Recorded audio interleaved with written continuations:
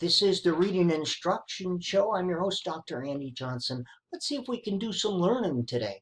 A scholar is different from a journalist. Let's unpack that, shall we? We have journalist, defining what is and isn't reading instruction. And they have a far bigger audience than I will ever have on this humble little broadcast. That's why if one is a journalist, one has an responsibility to at least try to get it right. But it seems like the motivation is headlines and titillation rather than truth. Sarah Schwartz gets a lot of stuff wrong, as does Education Week. This is what she says. Cueing has for decades now been the staple of early reading instruction. And she's just saying stuff. That's not right at all. The strategy 3 cueing involves prompting students to draw on context, sentence structure, along with letters to identify words. Well, that's not right at all. That's just simply wrong. Research has shown that encourage kids to check on pictures, blah, blah, blah, blah, blah. Okay? Now, research has shown that, oh my goodness, if it has the word research in it, it must be true. But you can't just say research and insert a proposition afterwards. What research? Showing what? With who? That's not how research works, Sarah. Here's another one put out by Really Great Reading. The science of reading has developed further. 3 cueing, which also became known as whole language, was superseded. Well, that is wrong. That's an error. That's not right. The ability to read words in isolation quickly and accurately is the hallmark of being a skilled reader. Well, that's not right at all. APM reports. Now, in old Superman comic books, there was a world called Bizarro World, where everything there was the opposite of what's right. And the day when America Public Media gets cited as a source of academic information, that is Bizarro World. They are not a legitimate academic source. So this is what 3 cueing is not, Sarah, and I'll spell it out. It's not a strategy to teach students. 3 cueing is not a pedagogical strategy that teachers use. And again, if you are against something, you should at the very least know something about that something about which you are against. It does not exclude phonics instruction. It doesn't encourage children to use picture clues to figure out words. It's not an approach to teaching reading. It's not a method of decoding printed text. It's not a staple of early reading instruction. It does not exclude direct, explicit, and systematic phonics instruction, and it's not whole language. But we need to first define our terms. A scholar is different from a journalist, and we must make this differentiation. As well, anecdotal evidence is different from evidence. Anecdotal evidence is an antidote. Something happened to one person. You can't generalize that to large populations. And being popular is different from being right. If you have a lot of people looking at your stuff or 89% agree with something, that does not mean it is right. So let's look at the difference between scholars and journalists. This is important because as good consumers of educational research, we have to sift through and know this difference.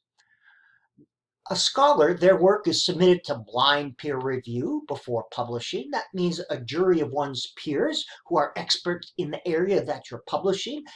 You take your name off it, they review it to see if it's up to snuff. They just write stuff.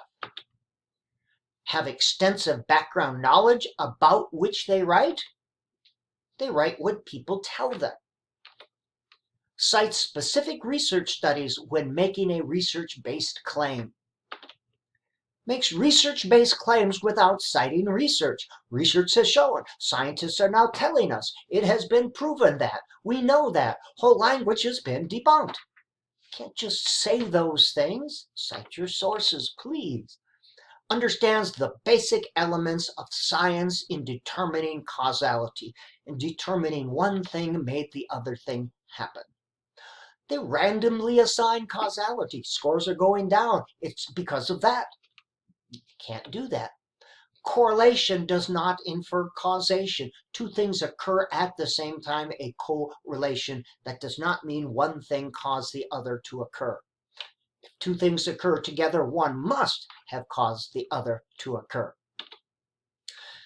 Generalized to larger populations only if the sample is similar to that to which you are generalizing and it's large enough or ample. Then you can generalize.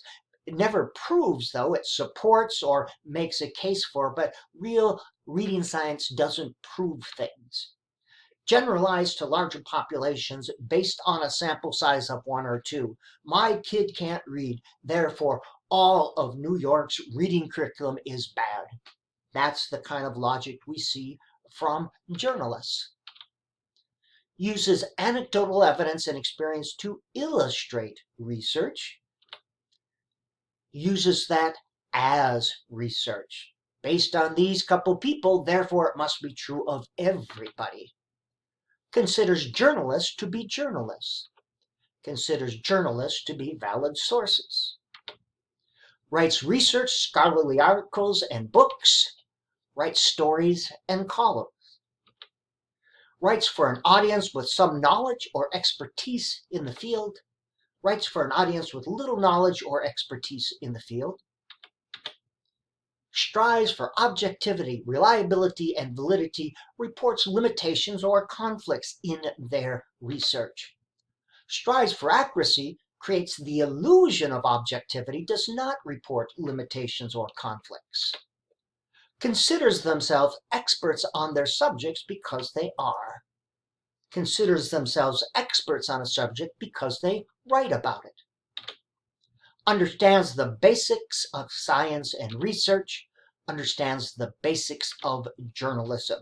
So, in comparing a scholar from a journalist, who might be able to provide the best information about reading instruction?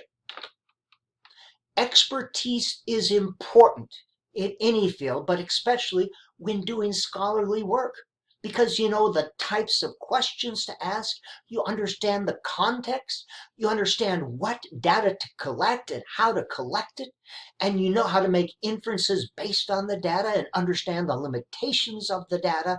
You understand the importance of context, and you have a theoretical context in which to use to the findings, and which to use to apply to the findings. These are 3 of my research heroes, by the way.